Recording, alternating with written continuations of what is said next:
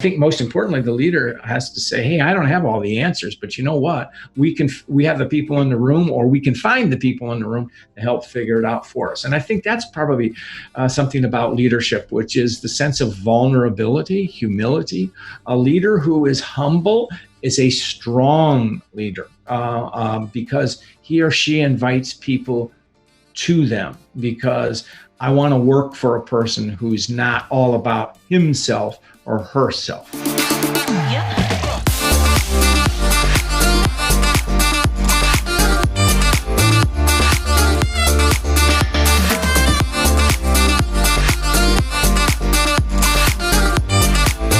This is the Workplace Therapist Show. Of course, I'm your host, Brandon Smith, and the entire purpose of this show is one singular thing, and that is to help you live a life with not only free from dysfunction, but that with much healthier conversations at work and relationships that are even better at work. So for our topic today, I think when we talk about relationships at work and conversations at work, we can't help but think about the last year, this year that we've been going through and some of the challenges of this year. And so we're going to take on a topic that has a lot of depth to it. But for a framing of it, we're just going to call it grace. And how can we live and lead in a more grace-filled way? And so to guide us on this journey, I am so excited to have someone I've been following for years, an expert, John Baldoni, who is also not only an expert in this world, but has also written a book around this. So John, I am so excited to have you on the show today. Well, thank you very much. It's my honor. We were chatting beforehand, and I love your enthusiasm, and it comes through the audio and video, and it just pops. So thank you. Good. Well, I'm so glad to have you on. So before we jump into this topic of grace, and I want to also have you talk a little bit more about you, but I want to make sure all my listeners understand how phenomenal you are. So not only are you a global leadership guru and executive coach, you're a 14-time author. 14. I want to make sure I get that right, because that's a big number.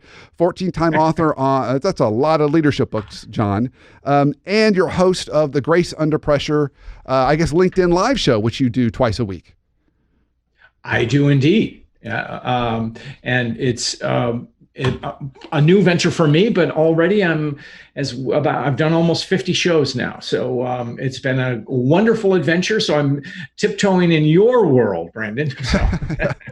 So John, tell us a little bit more about you. What got you into the space in the first place? And I'd love to hear a little bit more about how you've seen your world as kind of a executive coach and advisor kind of evolve in 2020. And then we can start to talk about what do folks need to be doing. We're living in an unprecedented time. My catchphrase, and it's certainly not original, it's the world turned upside down. And everything we took for granted has not come through. And, of course, we have the pandemic, but we also have the virus of social injustice that's eroding. On top of that, we've got the economic fragility, climate change. So, it's almost like, what more can we have? And then you turn around, and then, of course, the rapid spiking of the pandemic just continues. It goes on and on. So I think, and this is where leaders, I call this is your time to, I'm quoting Churchill here, make this your finest hour. None of us will be facing things like this again. And so what you do now, you will remember for the rest of your life. And more importantly, your people will remember that. So now is the time to step to the fore and make the positive changes that you need for yourself, but also for the organization. Yeah. So let's talk a little about that. When you think about whether we angle it around your book, Grace, or we even think about even more broadly around even how that's played out in 2020, what are some of those big ahas you've noticed this year that when you've seen leaders really lead in the right way, what have they done? And maybe on the inverse of that, when you've seen leaders not so effective, what have been some of those missteps? Well, let's just take the negative first. And that's just, the reason I wrote the Book of Grace was because it's about, the coarsening of our public discourse. Mm, It's easier to throw stones and, say mean things on social media or wherever. And so, it's a hostile environment. At the same time, I firmly believe, and I see this, and you might call me Pollyanna, but I believe there's more good than there is evil. And I think that in every community, there are men and women who are stepping forward and making a positive difference, be it high school principal or a coach or pastor or whatever it is. There are good people doing good things. We also see that with our leaders, your boss. A lot of people are doing good things to make things better for other people. The concept of grace really is about connectedness and how we engage one another more effectively. And grace, I like to think of as the catalyst for the greater good. mm, And so, getting back to what's happening now, when the pandemic first struck in March, and we're dispersed to our home offices or wherever we did, a lot of people noted that their bosses really stepped to the fore and really made them feel comfortable and secure. My wife is one of them. I watched her manage her team remotely, and what a great challenge. Now, the flip side of that is it's taken a terrific toll. mm, We are tired of this. mhm, Some of us may want to work virtually for the rest of our careers, and that's fine. Others of us, crave human contact, and rightly so, because we're oriented. We're not oriented to a 27 by 30 screen. We're oriented to the human face, and so we crave contact. And so, but lots of companies are, doing smart things, giving people time, enabling parents who are educating their children from home and mm. working full time. They're the unsung heroes. In addition to all the healthcare workers, of course, that put their lives at risk every day. And so there's a lot of sacrifice going on. That's emboldening. But, the thing is right now we're really tired and we're frightened of the uncertainty. Fortunately, the vaccine is just over the horizon. I think that's giving people direction and hope. We just have to make sure we don't fall down before we can, return to normal. But we're not going back to normal. The world of 2020, January 2020, is gone.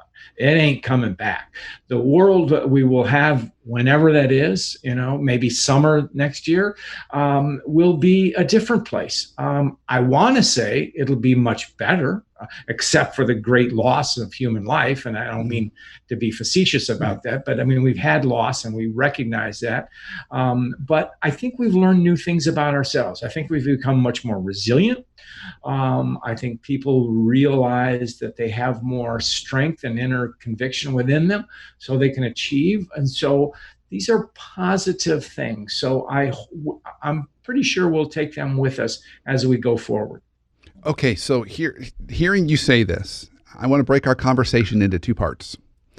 So I want to break our conversation into the first part, which is what can leaders do right now when people are tired and we're exhausted and we are done with this? I'm done with this, John. I'm ready for something normal again. I'm ready for precedented and not unprecedented. And so we've got this, it's like we're running a marathon. It's 26.2 miles and we're somewhere on mile 23 maybe. And we're really, really tired, hopefully 23. And so what can leaders do to kind of keep their teams motivated and really finishing out the race? So that's part one. Part two is then I want to do a little crystal balling and when the time is right for that, to talk a little about what is 2021 and beyond going to look like. What do you think, given your experience and kind of, when you look into your crystal ball, what do you think the new world's going to look like? And how is leadership going to have to change and evolve to meet that new world? So if it's okay, if we could take on maybe those two questions and see where it takes us, let's start with the first one.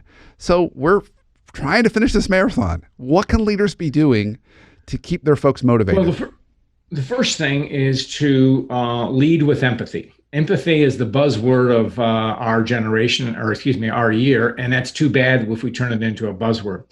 Empathy is that ability to feel the discomfort, the pain, the suffering of someone else. From a leadership standpoint, it means you act on it. Mm. You listen and you find where you can find solutions.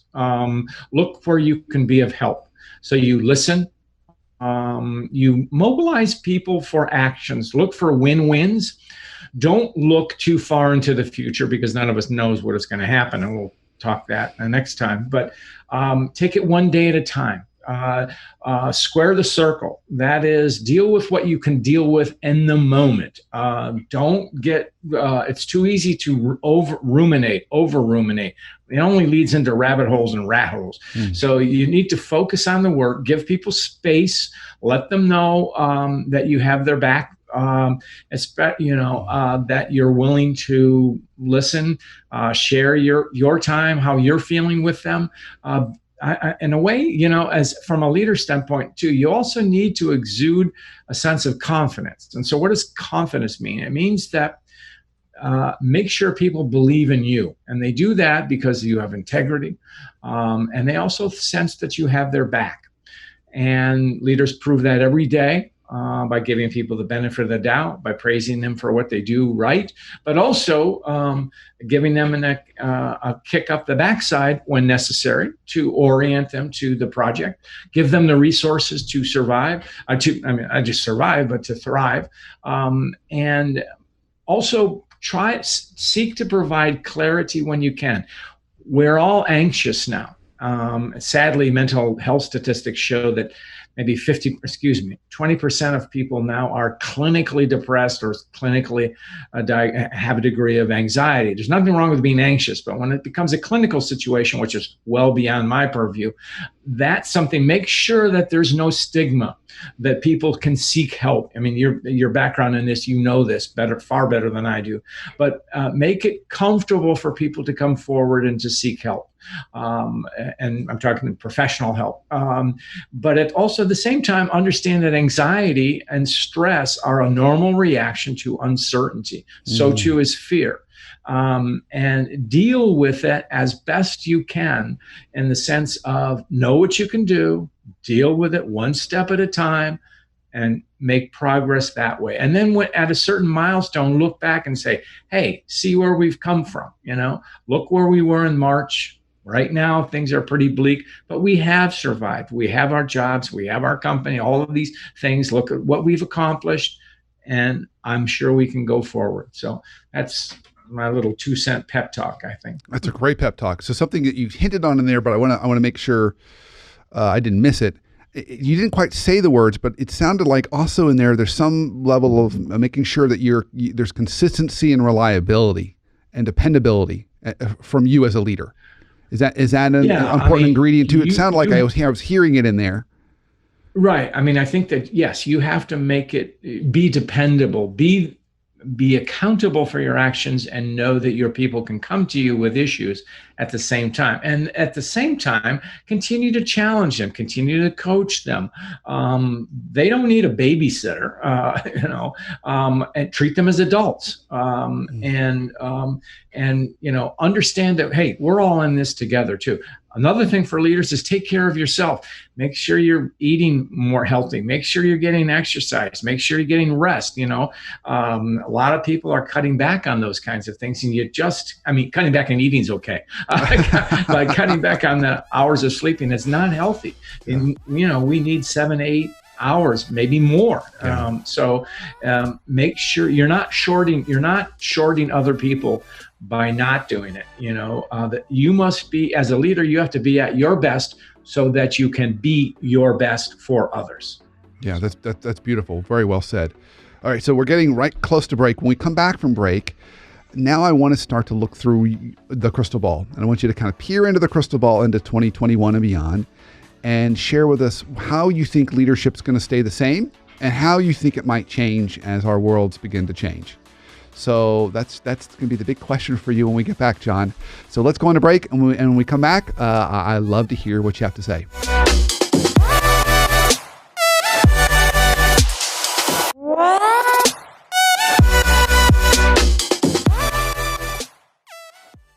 Hey everybody, thanks so much for listening to the show. In case you haven't heard, Brandon's got a new book out. He's going to tell you all about it. Thanks, Emily. So the book is The Hot Sauce Principle, How to Live and Lead in a World Where Everything is Urgent All the Time. And if you're like me, and like most of us, everything does feel urgent all the time. It's like hot sauce is being poured on everything, whether it's our work life, our family life, coming from our clients, coming from our boss.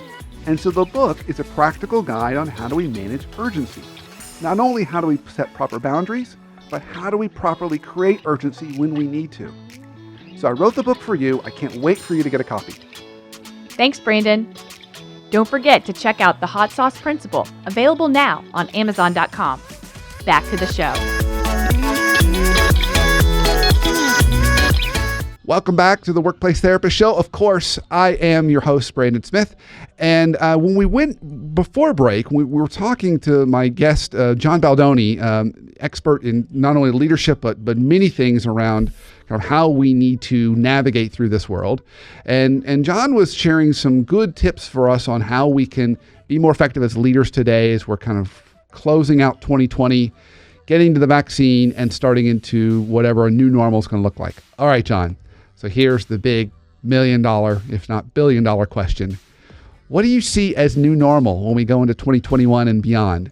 And then how does that change, or does it, how we need to be leading? Well, I'm going to quote the great screenwriter and novelist William Goldman, who won 2 Academy Awards. And in his book, which is essentially a memoir of memories of the screen trade, Confessions of the Screen Trade, he said, nobody knows nothing about anything when it comes to making movies. If Hollywood did, all they would do is turn out the same product year after year. And of course they don't. So in all honesty, no one knows what the future will bring. I do have a saying, and I've written about this, is that the values that we held in 2020 will be the values that shape us in our next coming year or years. As I said earlier, it won't be the new normal. We will have, it'll be, the catchphrase will be hybrid workplace, work from anywhere. That's going to work for some people. They will just thrive. They will want to be apart from work, and they will want to work virtually, which is great. So others will come back to the workplace. Once we have a vaccine and we feel safe about it, then we can start to open up and, be in same conference rooms, use restrooms. I mean, I'm talking basic things here that you cannot do right now. Yeah. So we'll find that normal. That's going to take a while, but I don't think we're going to go back to the big offices. It's probably not great news for the commercial real estate business, but we're not going to have that kind of work anymore. And I think people have discovered that they don't need a long commute anymore. And so at the same time, we will need to find ways where we can interact with one another. There's the thing about the water cooler conversation. That's human. And, I was talking to a colleague just yesterday, and she said, I really miss people just stopping by my office and having a conversation. And she said, frankly, that's some of the most memorable times in my life. So we need to ensure that those things happen. And I think we'll figure it out. But I think we're going to have a bifurcated workforce here and there. Now, here's the challenge. What is that going to mean for inclusion? The saying, proximity to power leads to promotion. So what if I am not in the office? And then let's take it one step further. Will there be more women working from home or from anywhere? What about minorities? Will they feel that they can be in the office, or should they be remote? All of these things are questions that I like to say that PhDs will be, if your PhD candidates will be writing theses about. But right now, it's up to leaders to figure this stuff out right now. And I've had these conversations with CHROs, and I know that they're working on it. We won't get it right the first time, but we'll iterate and we'll come up with new solutions. That's the great thing about human nature or humans, I guess, is we're resilient creatures. So, yeah. So, okay. Excellent. If you could wave now, we've got your crystal ball. I'm going to give you a magic wand. If you were to wave the magic wand and say, you know what, I think I'm going to design the right workplace for the future, what would you make? I think part of what I've said, I would enable people to make the choice for themselves, what they need to do and how they want to work. So some will do virtually and some will be, periodic in the office, out of the office. Others want to work full time in an office. Fine. We'll design systems that enable that. A technology, the video and connectivity and things will only get better. And so that will be far more possible. We also need to make sure, most importantly, what holds us together is our culture, and what holds our culture together are our values. And so, are we continuing to foster our values when we are working virtually? That's going to be the big challenge. So, who knows how that's going to maybe handled? So. Yeah, absolutely. Okay, so now if we take this idea and we say, all right, we're going to have this hybrid workforce with some choices. You made some important points already around leaders need to be aware of values and culture and how that changes. They're going to need to be aware of inclusion and how this choice in this new workplace dynamic could impact inclusion.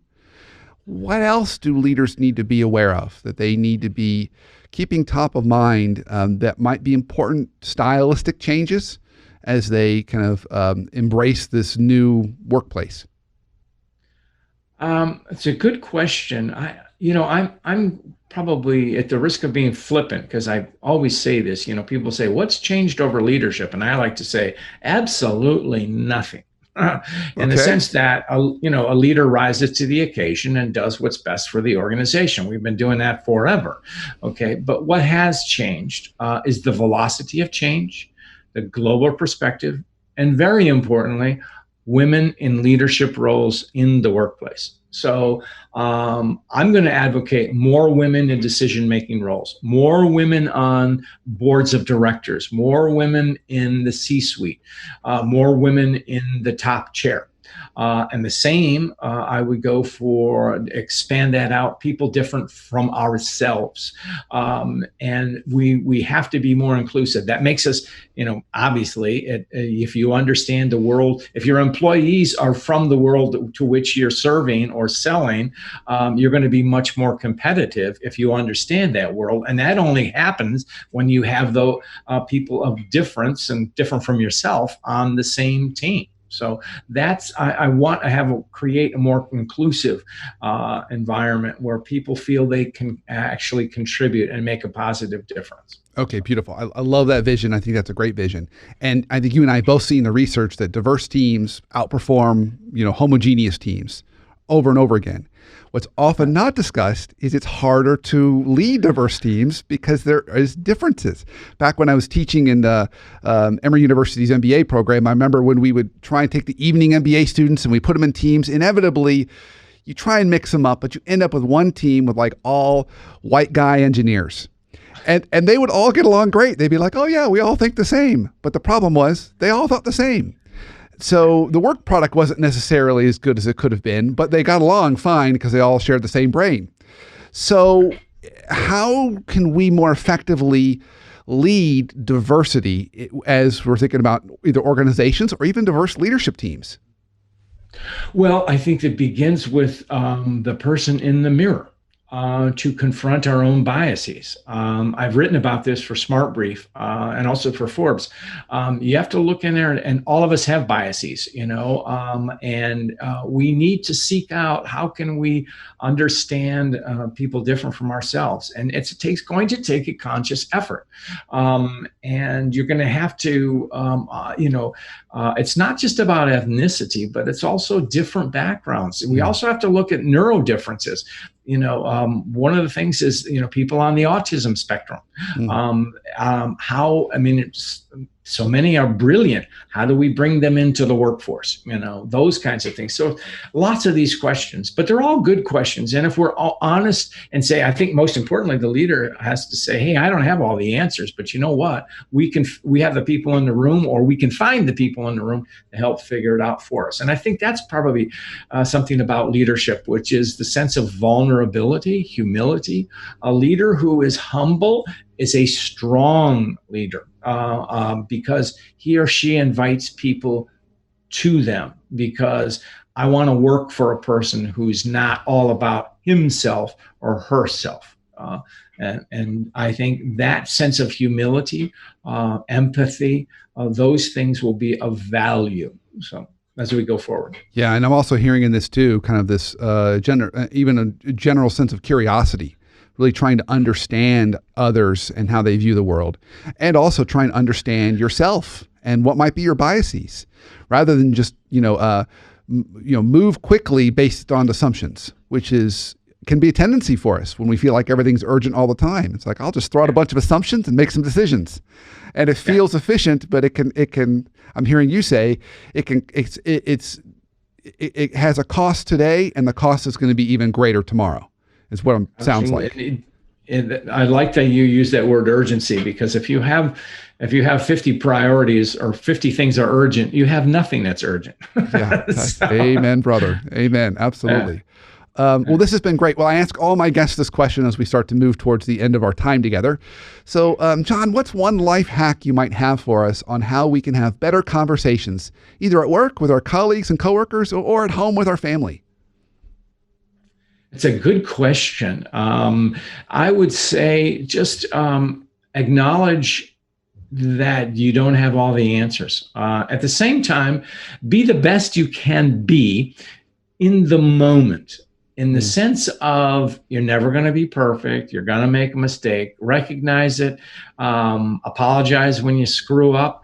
Make amends. Move forward. That's kind of maybe a long-winded answer, but that's what I'm kind of riffing on.